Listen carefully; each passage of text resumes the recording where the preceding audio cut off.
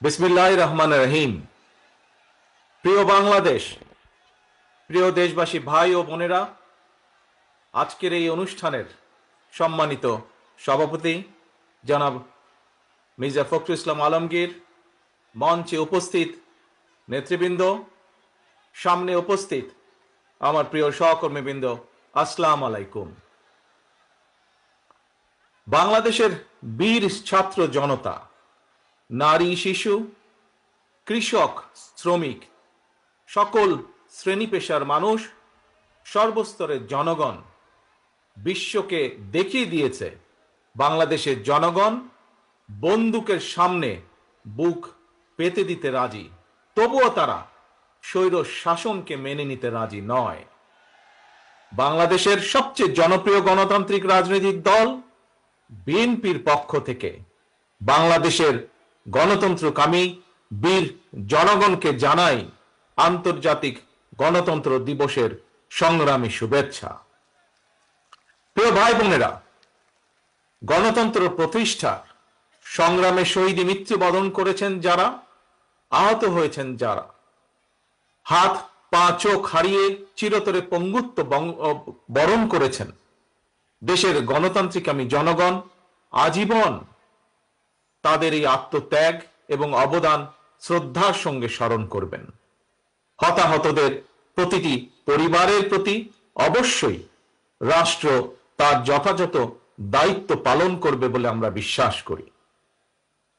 লাখো শহীদের বিনিময়ে অর্জিত স্বাধীন গণতান্ত্রিক বাংলাদেশের রাষ্ট্র, রাজনীতি, শাসন প্রশাসন হওয়ার কথা ছিল government of the people, by the people, for the people. অথচ গত 15 বছর বাংলাদেশে মাফিয়া শাসন চালু করা হয়েছিল। দেশে বিদেশে পলাতক স্বৈরাচার বিনা ভোটের সেই সরকারের পরিচয় হয়ে উঠেছিল government of the mafia, by the mafia, for the mafia. প্রিয় দেশবাসী, এই মাফিয়া চক্র দেশকে সর্বক্ষেত্রে ভঙ্গুর করে দিয়েছিল। দেশকে সম্পূর্ণ আমদানি নির্ভর, ঋণ নির্ভর এবং পরনির্ভরশীল রাষ্ট্রে পরিণত করেছিল। মাফিয়া চক্র দেশের ব্যাংকগুলোকে পর্যন্ত দেউলিয়া করে দিয়েছিল।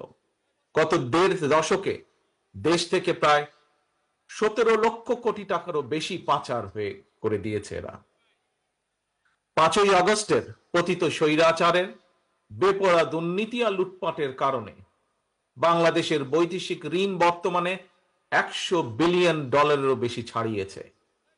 বাংলাদেশে আজ যে শিশুটি জন্ম নিয়েছে কোনো কারণ ছাড়াই, সেই নিষ্পাপ শিশুটিরও মাথাপিছু ঋণ কমপক্ষে 1.5 লক্ষ টাকা।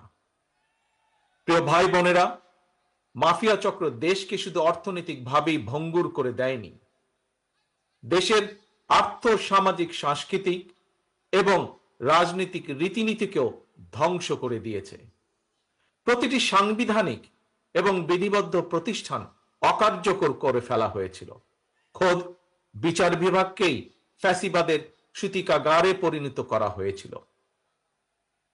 একটি রাষ্ট্র কতটা সভ্য এবং গণতান্ত্রিক সেটি দেশের আইন শৃঙ্খলা বাহিনীর আচরণে স্পষ্ট হয়ে ওঠে।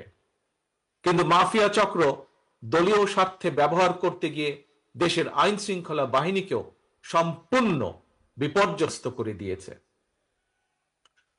গণতন্ত্রকামী প্রিয় ভাই ও বোনেরা, অন্যায়, অনিয়ম আর অরাজকতার বিরুদ্ধে গণবিস্ফোরণে মাফিয়া চক্রের প্রধান দেশ ছেড়ে পালানোর পর দেশে মাফিয়া শাসন শোষণের অবসান ঘটেছে।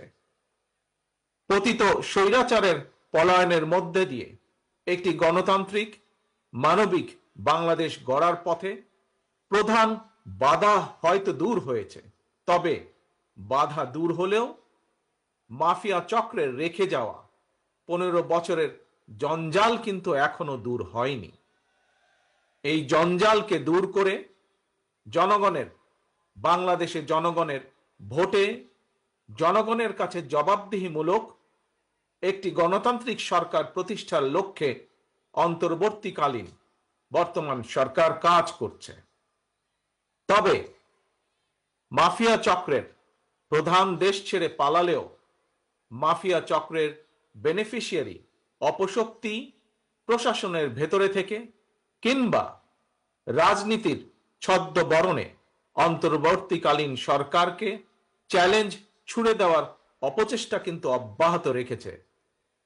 প্রিয় দেশবাসী, ভাই ও বোনেরা, বর্তমান অন্তর্বর্তীকালীন সরকার হাজারো শহীদের রক্তের বিনিময় লক্ষ কোটি জনতার গণ অভ্যুত্থানের ফসল।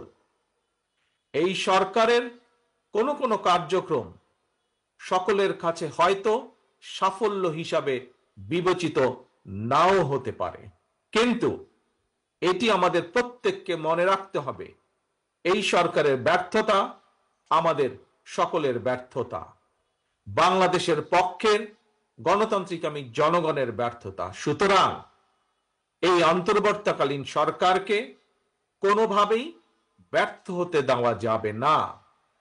দেশে বিদেশে থেকে নানা রকমের উস্কানিতেও জনগণ অন্তর্বর্তীকালীন সরকারকে ব্যর্থ হতে দেবে না। তবে অন্তর্বর্তীকালীন সরকার যাতে নিজেরাই নিজেদের ব্যর্থতার কারণ না হয়ে দাঁড়ায়, সে ব্যাপারে তাদেরকেও সতর্ক থাকতে হবে। বাংলাদেশ কিংবা যে কোনো দেশেই গণ অভ্যুত্থানের মাধ্যমে গঠিত সরকার অবশ্যই জনগণের সরকার। তাই জনগণ অন্তর্বর্তীকালীন সরকারের প্রতি সহযোগিতা অব্যাহত রেখেছে, রাখবে। তবে কোনো এক পর্যায়ে অন্তর্বর্তীকালীন সরকারের জবাবদিহিতাও কিন্তু নির্বাচিত সংসদের মাধ্যমেই নিশ্চিত করা হয়। সুতরাং জনগণের রাজনৈতিক ক্ষমতায়নের মাধ্যমে একটি নির্বাচিত সংসদ এবং সরকার প্রতিষ্ঠায় অন্তর্বর্তীকালীন সরকারের সকল সংস্কার কার্যক্রমের প্রথম এবং প্রধান টার্গেট হওয়া জরুরি। এজন্যই আমরা মনে করি অগ্রাধিকার ভিত্তিতে জনগণের ভোটে নির্বাচিত প্রতিনিধিদের দ্বারা জবাবদিহিমূলক সরকার এবং সংসদ প্রতিষ্ঠার লক্ষ্যকে সামনে রেখেই সংস্কার কার্যক্রম এগিয়ে নেওয়া দরকার। কারণ জনগণের রাজনৈতিক ক্ষমতায়ন ছাড়া সংস্কার কার্যক্রমে প্রক্রিয়ায় জনগণের সরাসরি সম্পৃক্ততা ছাড়া উন্নয়ন, গণতন্ত্র কিংবা সংস্কার কোনোটিই টেকসই এবং কার্যকর হয় না। একটি অবাধ, সুষ্ঠু এবং নিরপেক্ষ নির্বাচনের মাধ্যমে প্রতিটি ভোটারের ভোট প্রদানের অধিকার নিশ্চিত করে ভোটারদের কাঙ্ক্ষিত প্রতিনিধি নির্বাচন করার অধিকার প্রতিষ্ঠার মাধ্যমেই জনগণের রাজনৈতিক ক্ষমতায়ন নিশ্চিত করা সম্ভব। এবং সেই লক্ষ্যে বিশেষ করে নির্বাচন কমিশন, জনপ্রশাসনের সংস্কার এবং আইন শৃঙ্খলা বাহিনীকে সক্ষম এবং উপযুক্ত করে তুলতে হবে। অগ্রাধিকার ভিত্তিতে পদক্ষেপ নিতে হবে। অন্তর্বর্তীকালীন সরকার ইতিমধ্যেই বেশ কিছু ক্ষেত্রে সংস্কার কার্যক্রম হাতে নিয়েছে। তবে আমরা মনে করি অন্তর্বর্তীকালীন সরকার এজেন্ডা সেটিং এর ক্ষেত্রে অগ্রাধিকার ভিত্তি নির্ধারণ করতে না পারলে গণ অভ্যুত্থানের সাফল্য ব্যাহত করতে ষড়যন্ত্রকারী নানা চক্র সুযোগ গ্রহণ করতে পারে এবং এরই ভিতর এর কিছু কিছু আলামত আমরা দেখতে পাচ্ছি। প্রিয় দেশবাসী, এবারের গণ অভ্যুত্থানের চরিত্র অতীতের যে কোনো গণ অভ্যুত্থানের চেয়ে ব্যতিক্রম। কেন ব্যতিক্রম? কারণ পলাতক স্বৈরাচারের অবৈধ শাসনকালে সকল গণতান্ত্রিক অধিকার, মানবাধিকার হারিয়ে জনগণ পরাধীনতার শৃঙ্খলে আবদ্ধ হয়ে পড়েছিল। এমনকি হুমকির সম্মুখীন ছিল দেশের স্বাধীনতা ও সার্বভৌমত্ব। তাই এবারের গণ অভ্যুত্থানের মধ্যে দিয়ে কেবল মানুষের অধিকারই প্রতিষ্ঠিত হয়নি, দেশের স্বাধীনতা, সার্বভৌমত্ব রক্ষা পেয়েছে। দেশ এবং জনগণ এখন স্বাধীন। গুম, খুন, অপহরণ আর বিভীষিকাময় আয়নাঘরের আতঙ্ক মুক্ত। স্বাধীনতা সার্বভৌমত্ব রক্ষার পর এবার দেশ এবং জনগণের স্বাধীনতা সুরক্ষায় প্রথম কাজ হতে হবে রাষ্ট্র এবং সমাজে মানুষের গণতান্ত্রিক অধিকার এবং লুণ্ঠিত ভোটের অধিকারকে পুনঃপ্রতিষ্ঠিত করা। তাই প্রিয় ভাই ও বোনেরা, দেশে বর্তমানে প্রায় 12.5 কোটি ভোটার। এর মধ্যে 2009 সাল থেকে এ পর্যন্ত ভোটার তালিকায় প্রায় 2.5 কোটিরও বেশি নতুন ভোটার সংযুক্ত হয়েছেন। ভোটার হবার পর তরুণ প্রজন্মের এই 2.5 কোটিরও বেশি ভোটার একটিও জাতীয় নির্বাচনে ভোট দেবার সুযোগ পায়নি। ভোট দিয়ে তারা তাদের কাঙ্ক্ষিত জনপ্রতিনিধি নির্বাচন করতে পারেনি, অথবা তাদের নিজেরাও কেউ ভোটে নির্বাচিত হয়ে জনগণের প্রতিনিধিত্ব করার সুযোগ পায়নি। বিএনপি বিশ্বাস করে, বিএনপি মনে করে দেশের জনশক্তির অর্ধেক নারী এবং তারুণ্যের এই বৃহৎ অংশকে রাজনৈতিক অংশীদারিত্বের বাইরে রেখে একটি বৈষম্যহীন মানবিক রাষ্ট্র গঠন সম্ভব নয়। সংবিধান কিংবা প্রবিধানে যাই থাকুক, জনগণের রাজনৈতিক এবং অর্থনৈতিক ক্ষমতা নিশ্চিত করা না গেলে, সংস্কার প্রক্রিয়ায় জনগণকে সম্পৃক্ত করা না গেলে শেষ পর্যন্ত কোনো সংস্কার কার্যক্রমেরই কার্যকরী ফল পাওয়া যাবে না। প্রিয় দেশবাসী, ভাই ও বোনেরা, রাষ্ট্র, রাজনীতি এবং রাজনৈতিক দল হিসেবে বিএনপি দলীয় রাজনৈতিক কার্যক্রম সংস্কারের লক্ষ্যে প্রথমে 2022, পরবর্তীতে 2023 সালে বাংলাদেশের পক্ষের গণতান্ত্রিক রাজনৈতিক দলগুলোর প্রতিনিধিদের উপস্থিতিতে 31 দফা কর্মসূচি ঘোষণা করেছিল। তবে ঘোষিত 31 দফাই শেষ কথা নয়। বিএনপি মনে করে রাষ্ট্র কিংবা রাজনীতি সকল ক্ষেত্রেই সংস্কার কার্যক্রম একটি ধারাবাহিক এবং চলমান প্রক্রিয়া। সুতরাং রাষ্ট্র এবং রাজনীতি সংস্কারে বিএনপি ঘোষিত 31 দফা সংস্কার কর্মসূচির আরো প্রয়োজনীয় পরিবর্তন পরিমার্জনকেও বিএনপি স্বাগত জানায়। এমনকি কেউ যদি মনে করেন একটি উন্নত এবং নিরাপদ বাংলাদেশের জন্য আরো নতুন রাজনৈতিক দলের প্রয়োজন রয়েছে, তাতেও দোষের কিছু নেই। কারণ শেষ পর্যন্ত জনগণই চূড়ান্ত সিদ্ধান্ত নেবে। জনগণ কাকে সমর্থন জানাবে কিংবা কাকে সমর্থন দেবে না, এটি তাদেরই চূড়ান্ত বিষয়। এ কারণেই বিএনপি বরাবর জনগণের ভোটের অধিকারের উপর জোর দিয়েছে।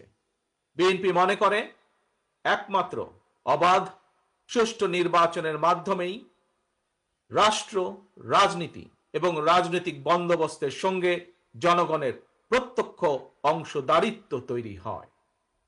গণতান্ত্রিক আমি প্রিয় ভাই ও বোনেরা, গণ অভ্যুত্থান কিংবা সংস্কার কার্যক্রম নিয়ে রাজনীতির মাঠে নানা রকম কথা হচ্ছে। গণতান্ত্রিক রাজনীতিতে এটি একটি স্বাভাবিক এবং গ্রহণযোগ্য রীতি। প্রত্যেকেই তাদের নিজ নিজ দৃষ্টিভঙ্গি প্রকাশ করবেন, এটিই স্বাভাবিক। এই নিয়ে বিচলিত হওয়ার কোনোই কিছু নেই। একজন রাজনৈতিক কর্মী হিসাবে আমি বিশ্বাস করি ফৌজদারি অপরাধের বিচার যেমন বিচারিক আদালতে হয়, ঠিক তেমনি রাজনৈতিক কর্মকাণ্ড কিংবা রাজনৈতিক আচরণের বিচার হয় জনগণের আদালতে। আমি আগেও বলেছি, আজ আবারও আপনাদের সামনে বলতে চাই, ক্ষমতার পরিবর্তন মানে শুধু রাষ্ট্র ক্ষমতার হাত বদল নয়। ক্ষমতার পরিবর্তন মানে রাষ্ট্র এবং রাজনীতির গুণগত পরিবর্তন। তাই প্রতিটি রাজনৈতিক নেতাকর্মীর মনে রাখা প্রয়োজন, রাজনীতির গুণ পরিবর্তনের জন্য রাজনৈতিক দলের নেতাকর্মীদের আচার আচরণেও গুণগত পরিবর্তন জরুরি। সুতরাং আমার আহ্বান, কোনো প্রলোভন কিংবা উস্কানিতে বিভ্রান্ত না হয়ে জ্ঞানভিত্তিক রাষ্ট্র এবং সমাজের নেতৃত্ব দানের জন্য নিজেদেরকে প্রস্তুত করুন। গণতান্ত্রিক আমি প্রিয় ভাই ও বোনেরা, হাজারো শহীদের রত্ন স্নাত এই রাজপথে আজ আপনাদের এই স্বতঃস্ফূর্ত উপস্থিতির অর্থ জনগণের কাঙ্ক্ষিত বৈষম্যহীন বাংলাদেশ গড়ার এই যাত্রা পথে বাংলাদেশের পক্ষের শক্তিকে আরো কিছু পথ পাড়ি দিতে হবে। তবে সেই পথ অবশ্যই নয় সন্ত্রাস, সংঘর্ষ, প্রতিশোধ কিংবা প্রতিহিংসা, বরং সেই পথ হবে ধৈর্য, সহনশীলতা এবং সমঝোতা। প্রিয় ভাই বোনেরা, সবশেষে বলতে চাই, সংস্কার কার্যক্রমের পথ ধরে নির্বাচনী রোড ম্যাপে উঠবে আমাদের প্রিয় বাংলাদেশ। সুতরাং আসুন আমরা সবাই কাজের মাধ্যমে জনগণের বিশ্বাস, জনগণের ভালোবাসা অর্জন করি, জনগণকে সঙ্গে রাখি, জনগণের সঙ্গে থাকি। আল্লাহ হাফেজ। বাংলাদেশ জিন্দাবাদ।